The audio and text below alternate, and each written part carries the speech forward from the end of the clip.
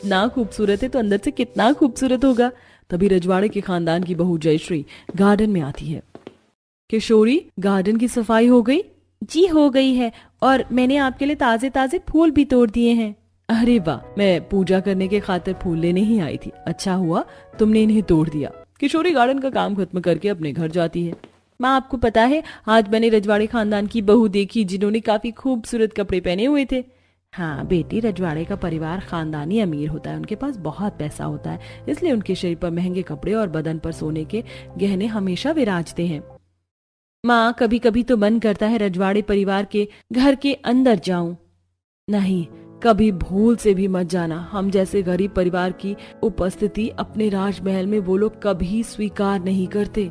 ऐसे ही एक दिन किशोरी गार्डन की सफाई कर रही होती है। वहीं चंद्रिका गार्डन के सामने बने स्विमिंग पूल के पास टहल रही होती है कि अचानक उसका पैर फिसलता है और वो स्विमिंग पूल के अंदर गिर जाती है।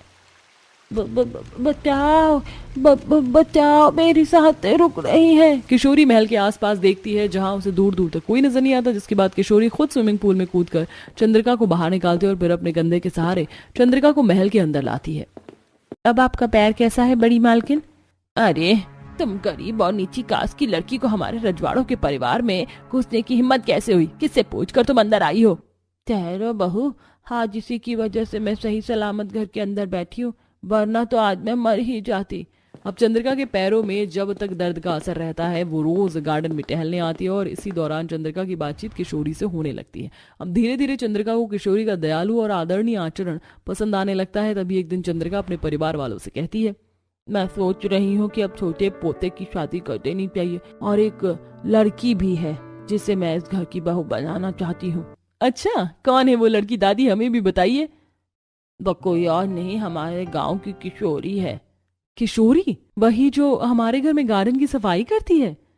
हाँ, वही किशोरी भाभी। माँ जी, ये क्या कह रही हैं आप? उस लड़की की गरीब माँ लोगों के घर में जूठे बर्तन धोती है, हमारे खुद के गार्डन की वो सफाई करती है। आपको कहाँ से वो गरीब लड़की रजवाड़े खानदान के लिए ठीक लगी?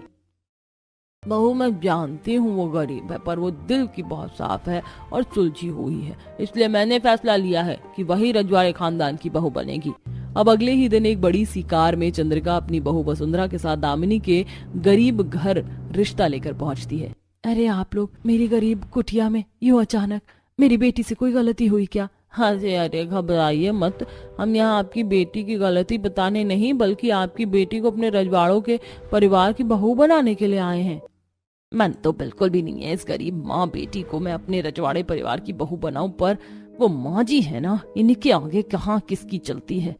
आपको कोई ऐतराज तो नहीं है ना इस रिश्ते से? नहीं नहीं, ऐतराज कैसा, बल्कि मैं तो धन्य हो गई कि मेरी गरीब बेटी रजवाड़े खानदान की बहू बनने जा रही है। अब चंद्रिका सोने के गहने और पैसों से सजे थाल को किशोरी के हाथ में देकर, ये लो मेरी होने वाली बहू, शगुन का सामान पकड़ो। अब किशोरी पूरे विधि विधान से शादी करके रजवाड़े के परिवार में आती है, जहां गाड़ी से उतरते ही किशोरी के ऊपर दासियां फूलों की बरसात करती हैं, दूसरी तरफ सैनिक तलवारबाजी करते हैं, और जैसे ही किशोरी फूलों के रास्तों से महल की तरफ चलना शुरू करती है कि बैंड बाजा शहनाई बजना शुरू हो जाती है। अब धीरे धीरे चलकर किशोरी महल के चौखट पर आती है, जहाँ वसुंधरा आरती उतारते हुए, आओ बहू रानी, घर के अंदर आओ,